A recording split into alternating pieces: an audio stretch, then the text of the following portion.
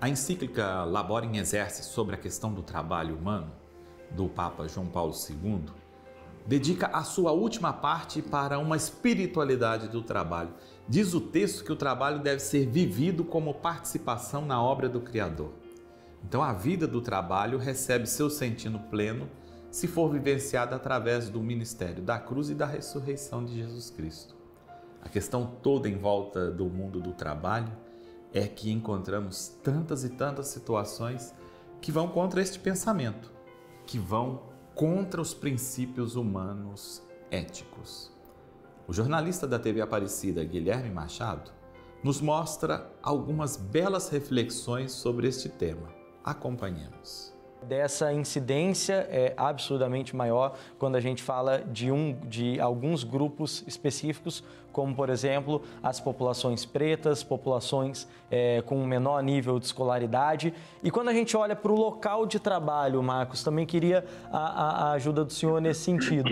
Quando a gente fala de trabalho escravo no início do Brasil, a gente fala, até pelo sistema econômico da época, basicamente de atividades agrícolas, atividades voltadas ao campo e ali a construção das cidades. Hoje em dia, onde está, e aí eu sei que podem haver exceções, mas em geral, onde está o trabalho escravo? Quais são as áreas que são mais recorrentes de encontrarmos esse tipo de problema? Sim, para efeitos estatísticos, né, numéricos, você vai ter uma quantidade maior de trabalhador resgatado em atividades que demandam bastante mão de obra, né? Então, a área rural, né, concentra boa parte dos trabalhadores resgatados, né? Por quê? Porque usam mais mão de obra, né? Então, a gente tem resgate, como eu falei, a gente fez uns 15 dias, 3 semanas, de 57 trabalhadores de uma vez só, né? Então, a área rural concentra o maior número, sim, né, em culturas que demandam uma mão de obra maior, né? Como exemplo, laranja, cana-de-açúcar, né, o plantio que voltou a ser feito manual, o café, tomate, né, e por aí vai, né?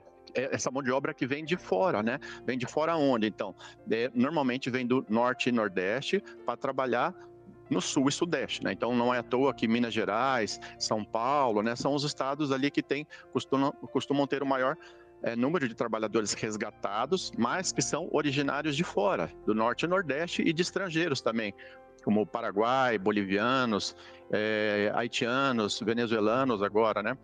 Mas a gente tem também, não só na área rural, a gente tem também na área urbana, né? Também em atividades que demandam mais mão de obra, como é o caso da construção civil, como é o caso da indústria da moda, né, nas oficinas de costura, né? E temos agora, e aí sim, o número é menor, né? Mas a violação é muito mais perversa, né? O trabalho escravo doméstico, né? Em que nós começamos a receber denúncias, né? Agora de alguns anos para cá, né? E estamos efetuando o resgate de pessoas que estão sendo escravizadas lá há 40 anos, né? Por exemplo, né? Foi a vida toda, né? Atua como um trabalhador em condições análogas a de escravo. Então a gente tem bastante também agora no trabalho doméstico. Os números não são significativos porque você vai efetuar o resgate, né? Uma trabalhadora, né? Mas a lesão é muito pior, porque, por exemplo, os demais trabalhadores, eles normalmente é por um tempo pequeno, né? Então são 30 dias, 15 dias, às vezes até menos, né? Já a trabalhadora escravizada, né, a doméstica, é por muito tempo. O Compêndio da Doutrina Social da Igreja, em seu número 260, nos diz: na pregação, Jesus ensina as pessoas a não se deixarem escravizar pelo trabalho. E o número 263 desse mesmo compêndio nos diz que o trabalho representa uma dimensão fundamental da existência humana como participação na obra não só da criação, mas também da redenção. Que tenhamos todos um mundo do trabalho mais digno, mais humano e digamos em alta voz: nada de trabalho escravo. A dignidade humana deve sempre prevalecer. Tchau!